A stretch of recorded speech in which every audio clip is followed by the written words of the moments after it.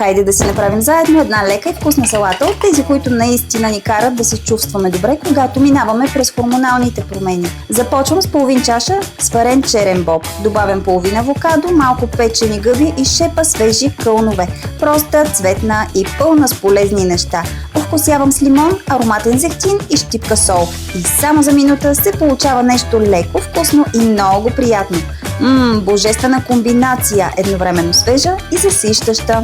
Тази салата е само една от десетките рецепти в книгата Хормонален рестарт 3X, съобразени специално с нуждите на жените в перименопауза и менопауза. Рецептите са без захар, без глутен и без млечни, не вдигат инсулина и кортизола и помагат при подуване, желание за сладко и умора.